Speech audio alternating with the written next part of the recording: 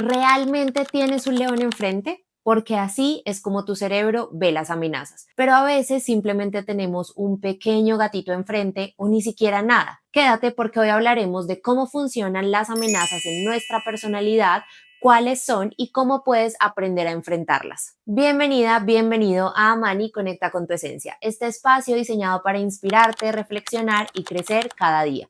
Porque en Amani creemos que todo empieza en el interior. Conecta con tu esencia, abraza tu propósito y vive con sentido. Estamos en una dinámica tipo serie, donde te estoy hablando un poco de personalidad, cómo funciona para que tú puedas entenderla y empezar a aplicar los conceptos que te estoy enseñando. En el capítulo anterior, que si no lo has visto, te lo dejo por acá, hablamos sobre las estrategias, cómo funcionan, cuáles son y te puse un ejemplo a través de la estrategia más predominante en Latinoamérica o una de ellas, que es el perfeccionismo. Te puse el ejemplo a través de esa estrategia porque es mi estrategia puntualmente, así que era súper fácil ponerte el ejemplo a través de mi propia estrategia. Hoy siento que es un capítulo un poco más difícil de explicar porque vamos a hablar sobre las amenazas y siento que esta es la parte más intangible de la personalidad. Es como ese intermedio en donde tú tus estrategias las puedes identificar súper fácil porque son la parte visible de tu personalidad y las heridas creo que cuando uno las menciona es mucho más fácil identificarse con ellas, pero las amenazas es como ese intermedio intangible no tan fácil de definir. A medida que te vaya explicando cada una de las amenazas, seguro te irás identificando con algunas de ellas y dirás como, ay, sí, eso a mí me pasa un montón, pero puede que con otras no y al principio te sientas enredado. Así que no te preocupes que voy a tratar de hacerlo lo más sencillo posible. Antes de empezar, te cuento que el 83% de las personas que ven mi contenido no están suscritas al canal. Así que si eres de las personas que le han gustado mucho mis videos y te gusta la información que promuevo por acá, entonces no olvides que es súper importante que te suscribas y actives las notificaciones. Esto va a permitir que YouTube te avise cada que tengo un video nuevo y que además puedas estar súper pendiente de todos los contenidos que son entrelazados entre sí. Por ejemplo, este tema de las series. Arrancamos con el tema de estrategias, vamos a hablar hoy de amenazas y en los próximos capítulos vamos a hablar de heridas y de cómo puedes enfrentar en general eso que has aprendido o lo que heredaste para elegir una nueva versión de ti. Así que, haciéndole un paréntesis a la cuña publicitaria, suscríbete y activa las notificaciones. Entonces, las amenazas son las personas o situaciones que percibimos que pueden hacernos daño y el cerebro está diseñado para protegernos frente a las amenazas. Lo que pasa es que en el mundo animal las amenazas por lo general son amenazas físicas, pero nuestro cerebro también está diseñado para protegernos sobre las amenazas emocionales o psicológicas. Te pondré un ejemplo para que me entiendas mucho mejor. No sé si recuerdas las dos películas de Intensamente, pero si no las recuerdas, es momento de que vayas ya mismo a vértelas porque es una referencia súper interesante de cómo funciona nuestra cabecita. En la primera película recordarás que cuando Riley estaba creciendo, temor, que es esta emoción morada, lo que hacía era protegerla ante los peligros físicos del mundo. Entonces ella iba corriendo por toda la casa y lo que hacía temor era con los controles ir desviándola para que ella no se chocara con nada, no se cayera, no se tropezara, en fin. En la segunda película, lo que hace ansiedad es que también trata de protegerla frente a las amenazas, pero son amenazas sociales. Tiene mucho miedo de que Riley se exponga, quede en ridículo con sus nuevas compañeras súper populares o diga algo que no va a ser tan bien recibido. Y aunque ansiedad usa los recursos incorrectos para proteger a Riley, finalmente lo que está haciendo es intentar protegerla. Así funciona nuestro cerebro. Él tiene mecanismos de defensa que son nuestras estrategias que ha generado para enfrentar o huir ante esas cosas que nos amenazan. No son malos ni buenos, como les hablaba sobre las estrategias, simplemente son acciones que nosotros aprendimos que nos hacían sentir protegidos. Continuemos. Tú empezaste a sentir que existían estas amenazas porque son cosas o personas o situaciones que tienen el potencial de tocarte tu herida o tu vulnerabilidad. Lo que sucede es que cuando tú tienes una herida en tu piel, como te decía en el capítulo de las estrategias, es muy fácil que al rozártela te duela. Esas son las amenazas, esas cosas como ese limón que uno se echa en la cortadita que se hizo en la mañana. Bueno, pues eso es una amenaza física y asimismo nosotros aprendimos a interpretar diferentes amenazas en nuestro entorno, pero son amenazas porque las vemos con el potencial de lastimarnos. Entonces ya sabes que tus amenazas amenazas simplemente son lo que está detrás de tus estrategias, es decir, tus estrategias nacieron para protegerte ante tus amenazas. Según lo que estudió Efren Martínez, tenemos 8 amenazas que te voy a explicar a detalle, así que prefiero que tomes un poquito de papel y lápiz porque va a estar un poquito larga la cosa. Primero está la desaprobación, que esa es la que tengo yo y por la que quiero empezar. Es cuando sientes que las personas o las situaciones te hacen sentir desaprobado o que no estás haciendo las cosas bien. Por acá hay un capítulo que se llama ¿Por qué rompo todo? Que si todavía no te lo has visto te lo voy a dejar por acá, pero en ese capítulo yo les cuento que yo soy la rompeplatos 3000 y que mi mamá es la rompeplatos 3000 de lujo, porque somos muy buenas para romper platos, pocillos, un montón de cosas mientras estamos lavando la loza. ¿Qué pasa? Que yo nunca les conté en ese capítulo qué era lo que me pasaba cuando esa situación ocurría. Y es que por lo general yo me siento desaprobada, porque cuando rompo algo, volteo a ver a mi pareja y mi pareja está haciendo como todo mal. Entonces ahí yo lo que siento a través de su actitud, que seguramente no es de desaprobación, es que él me está desaprobando. Eso es la desaprobación, cuando sientes que las personas o situaciones te están diciendo, oye, estás haciendo las cosas muy mal. Buenas, oigan, paréntesis, imagínense que ustedes ven que cambió la luz, cambió todo, pues imagínense que anoche estaba grabando el capítulo y yo creo que ni era la mitad del capítulo, se apagó el micrófono y no grabó con audio. Mis amigas tuvieron excelentes ideas como públicalo así y entonces que la gente te lea los labios y se gane 3 sesiones gratis de coaching o públicalo con subtítulos, pero la realidad es que no era tan fácil porque el celular tiene un receptor y cuando no graba a través de este micrófono, pues no graba con el audio del celular. Así que hagamos de cuenta que nada pasó. Luego tenemos la ineficiencia, que es esta sensación cuando percibes que las personas o las situaciones no van según tus estándares de eficiencia. ¿Por qué te preocupa tanto que los demás hagan las cosas a su ritmo? ¿Es por ellos o es por ti? Te pondré un ejemplo. ¿Has visto ese típico jefe que le delega tareas a su equipo, pero que luego, cuando ve que ellos no lo hacen a la velocidad esperada o con los estándares de calidad esperados, les dice, ¿sabes qué? Quítate y lo hago yo? Este típico jefe seguramente tiene un problema con la amenaza de la ineficiencia porque percibe que como su equipo no va a hacer bien las cosas, entonces su trabajo va a ser juzgado por la eficiencia de su equipo, por los tiempos de su equipo y lo que hace es tratar de controlar la situación y hacerlo él mismo. Luego tenemos la descalificación que fácilmente puede confundirse con la desaprobación, así que te voy a dar un ejemplo. La descalificación suele ser directa a ti como persona, mientras que la desaprobación suele ser a la manera en cómo haces las cosas. La descalificación, volviendo al ejemplo un poco de que yo siempre rompo un montón de cosas en mi casa, suele ser como si mi pareja me dijera, ay, ¿tú por qué eres tan bruta y todo el tiempo rompes cosas? Ahí lo que él está haciendo es descalificándome a mí porque el ataque es a nivel personal. Pero la desaprobación es lo que pasa que es como, ay, ¿por qué siempre rompes las cosas mientras lavas platos? Él está atacando la manera en la que yo hago las cosas, pero no me está descalificando a mí como persona. Entonces la descalificación es cuando tú sientes que las personas o las situaciones te generan un ataque directo a ti en lo que eres. Luego tenemos la indiferencia, que es cuando percibes que las personas o las situaciones como que no te notan, como que no te ponen cuidado. Y vamos a hablar de un ejemplo de la vida contemporánea. Las personas que sufren con temas de indiferencia son estas personas que odian que les claven el visto en WhatsApp. Son esas personas que ven el chulito azul e inmediatamente dicen como, ¿qué le pasa a esta persona? ¿Por qué me está ignorando? ¿Por qué no me está leyendo? ¿Es que no soy lo suficientemente importante para él? Eso sería un tema de indiferencia. Hay otras personas como yo que podemos vivir perfectamente tranquilos con el chulo azul. A veces ni nos damos cuenta que nos clavaron el chulo azul y nos damos cuenta como al mes que le volvemos a escribir a la persona como, oiga, ¿me está ignorando o qué? Luego tenemos la exposición social, que es cuando sientes que las personas o situaciones te hacen sentir literalmente expuesto. En el mundo hay 2 clases de personas. Las personas que moriríamos porque nos llamen a un programa de estos de carpool karaoke a cantar con nuestro artista favorito y las personas que odian tener que montarse a un escenario a cantar karaoke. Estas personas que odian tener que montarse a cantar en un karaoke son las personas que por lo general temen a la exposición social. No les gusta sentirse expuestos en contextos como de hacer una presentación en el trabajo, hacer cosas en público, hablar ante una cámara, se sienten demasiado amenazados por esa situación. Luego tenemos la traición. Son estas personas que sienten que en algunos casos las personas o las situaciones les van a clavar el cuchillo por la espalda. Vámonos a un ejemplo.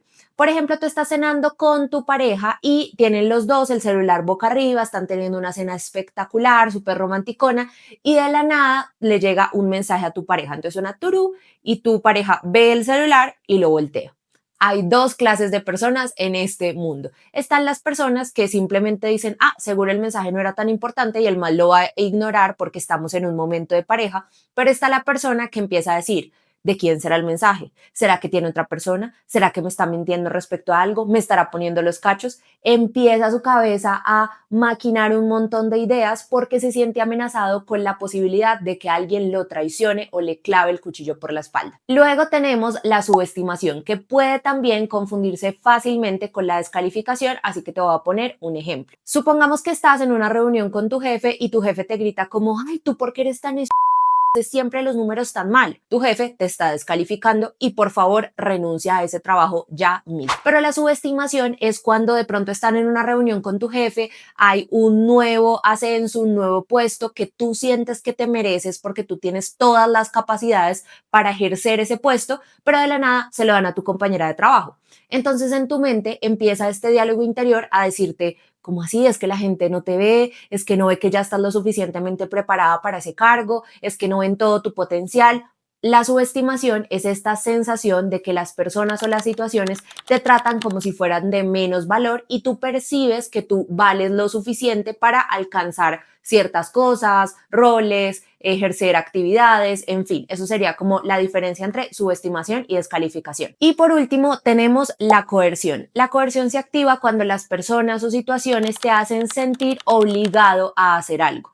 En el mundo hay personas que odian sentirse coercionados, pero en diferentes ambientes. Por ejemplo, está esta típica persona que dice, yo no nací para tener jefe, yo no nací para que nadie me mande, ni me mande a hacer sus tareas, ni me pida el reporte o que me esté contando los tiempos de trabajo, yo no nací para eso. Estas personas pueden sentir amenaza ante la coerción de las figuras de autoridad, pero también existe la coerción en los temas, por ejemplo, familiares. Entonces, a mí no me gusta que me manden en la casa, aunque esas personas son muy buenas haciendo caso en el trabajo, de pronto en su casa sienten más aversión a la coerción. Ahora que conoces los tipos de amenaza, tengo que decirte dos cosas. Lo primero es que el tamaño de la amenaza es proporcional al tamaño de tu herida.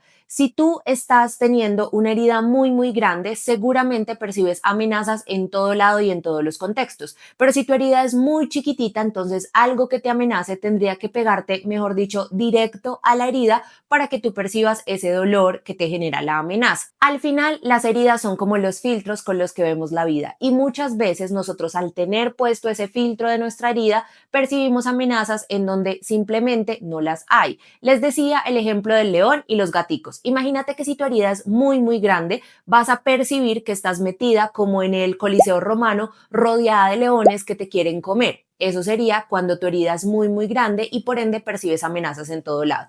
Pero cuando tu herida es mucho más pequeña, es como que ves muchos gatitos a tu alrededor. Te sientes amenazado, pero entiendes que esas amenazas pueden no matar. La segunda cosa importante es que recuerdes que tú creaste estrategias con el fin de protegerte ante esas amenazas. Pero tus estrategias suelen ser únicas. Si bien están clasificadas en las 7 estrategias que te conté en el capítulo anterior, pues tu combinación puede ser única. Puede que tú asumas que hay ciertos perfiles que se asocian estrategias con amenazas y es así, porque psicológicamente sí hay perfiles como típicos, pero también tu combinación puede ser única e inigualable y es por eso que es tan importante que tú entiendas cómo funciona tu personalidad para que entiendas y empieces a sentir que sanas tus heridas a través de enfrentar tus amenazas. Te voy a poner 2 ejemplos. El primero es que vámonos al típico perfeccionista. Seguramente cuando yo mencioné el tema de la ineficiencia, es decir, estas personas que se sienten amenazadas por los que hacen las cosas bajo un estándar de ineficiencia diferente al de, bajo un estándar de eficiencia diferente diferente al de ellos, pues seguramente tú dijiste, ay, esos son los típicos obsesivos. Y seguro sí, hay personas que siendo obsesivas, perfeccionistas, planeadoras y muy eficaces, se sienten muy amenazados por la ineficiencia y perciben que cuando los otros están haciendo las cosas súper lentas, como el cajero de su utopia, pues básicamente les están haciendo perder su tiempo y su tiempo es demasiado valioso para lo estructurados que son.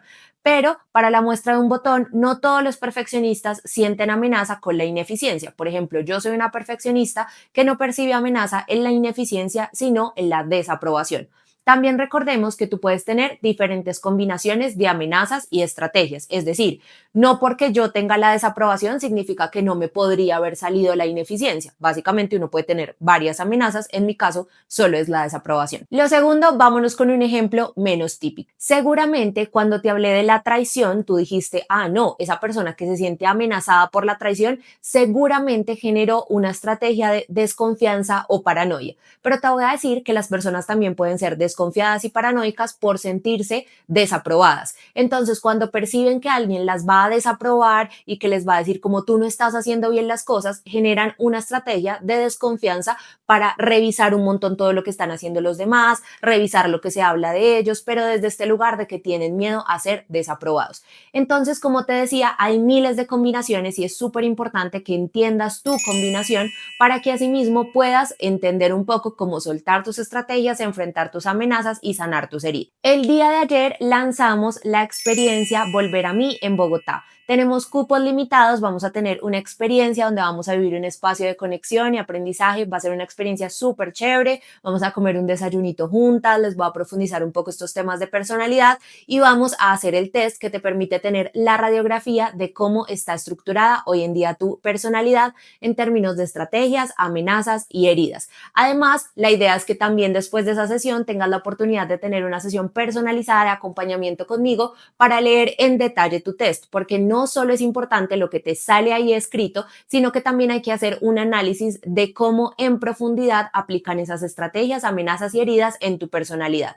Entonces, espero que te guste esa intención y si te gusta y quieres saber más sobre la experiencia Volver a mí, entonces te dejé el link en la descripción para que vayas y te inscribas. Ya que conoces tus amenazas, la pregunta sería ¿cómo sentirme menos amenazada? La respuesta corta sería pues enfrentando tus amenazas, pero vámonos un poco a la respuesta larga. Tú tienes que enfrentar aquello que te amenaza para que tu cerebro interprete que eso no va a matar. Sí, suena un poco dramático, pero esa es la realidad. Nosotros lo que sentimos cuando nos sentimos amenazados es que hay un riesgo inminente de que algo muy grave nos pasa, así lo ve nuestro cerebro. Y lo que tenemos que enseñarle a nuestro cerebro es que enfrentando esas cosas que nos hacen sentir amenazados, no pasan cosas tan graves como nosotros no los estábamos imaginando. Mi herramienta favorita para enfrentar las amenazas se llama la escalera, entonces te la voy a explicar. Vas a dibujar literalmente en algún cuaderno, iPad o en la herramienta de tu preferencia una escalera con 5 escalones. Entonces vas a poner del 1 al 5. Y lo que vas a empezar a identificar es situaciones o personas que te permitirían enfrentar tu amenaza. De las cosas más simples, o sea, de las cosas más pequeñas que tú dices, sí, me hace sentir amenazado, pero no tan amenazado, y de las cosas más grandes que tú puedes decir, uff, hacer esto me costaría un montón porque sí me siento muy amenazado en esa situación. Te voy a poner el ejemplo con mi desaprobación. Mi escalón número 1 es decirle a mi mamá que no desayuné o no almorcé. Sí, puede que a ti te suene una bobada, pero yo sí me siento muy desaprobada cuando mi mamá me dice como, ¿cómo así que no has desayunado, hija? Mira la hora. Y yo digo como, "Ay, no estoy haciendo las cosas bien". Eso para mí es un escalón 1. Lo hago, me genera incomodidad, me genera un poco de malestar, pero no es tan grave. Y luego en mi escalón 5, por ejemplo, tengo cosas como decir una palabra mal dicha en un contexto laboral.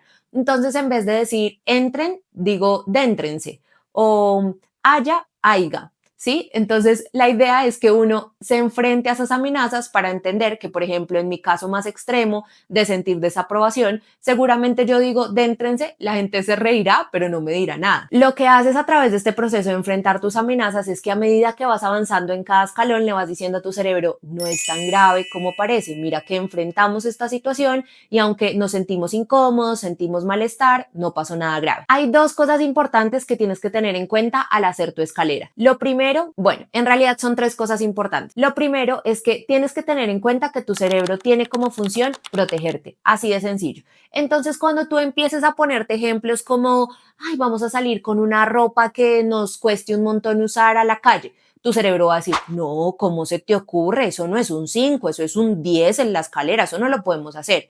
Vamos a ponernos bikini cuando a veces no nos gusta usar bikini, sino enteris. No, ¿cómo se te ocurre? Eso es un 8, eso no es un 5. Tu cerebro tiene la función de proteger. Por eso te pido que construyas la escalera desde las cosas más chiquiticas hasta las cosas más grandes y empieces a buscar puntos intermedios. Si para ti es muy grave salir en bikini a la calle, entonces busca algo que se sienta amenazante, pero no tan amenazante, y eso colócalo en un 4. O tal vez ese sea tu 5. Lo importante es que entiendas que tu cerebro va a evitar que hagas esto, entonces tienes que ir en contra de tu cerebro. Lo segundo es que tienes que poner situaciones que estén bajo tu control. Por favor, no coloques situaciones como quiero que mi jefe me grite que soy bruta, porque primero, no puedes controlar las reacciones de tu jefe. Y segundo, seguramente para poder llegar a ese resultado vas a tener que arriesgar tu trabajo y trabajar muy mal. Entonces, esa no es la idea. Tienes que poner solo situaciones que estén bajo tu control. Y lo tercero es que tienes que soltar tu cuerpo cuando estés enfrentando tu amenaza. Entonces, por ejemplo, cuando yo le digo a mi mamá como, ay no, ma, no he desayunado ni almorzado,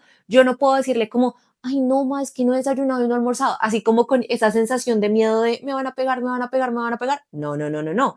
Lo que tienes que hacer es literal relajar tu cuerpo. ¿Por qué? Porque tu cuerpo tiene que percibir que eso no es una amenaza y que no te estás protegiendo, que no te estás poniendo un escudo para enfrentar eso que te da miedo. Yo sé, es difícil porque cuando algo nos da miedo, la naturaleza y la reacción natural de nuestro cuerpo es encogernos, pero lo que necesito es que sueltes el cuerpo y te digas, estoy enfrentando esto que me da un poco de miedo, pero seguramente no va a ser tan grave como parece. Espero que este capítulo y esta herramienta te sirvan para seguir avanzando en conocer tu personalidad y en este específico enfrentar tus amenazas. También espero que a través de este capítulo logres entender que no hay nada tan grave como parece y que seguramente hay un montón de cosas que son solo pequeños gatitos, pero nosotros siempre los hemos visto como leones porque no nos enfrentamos a ellos. Si quieres conocer mi programa Volver a mí, donde aplicamos el test y yo te hago una lectura de tu test y te genero un plan de trabajo para que empieces a soltar tus estrategias, enfrentar tus amenazas y sanar tus heridas, entonces puedes ir a TikTok o a Instagram, me encuentras como somos.amani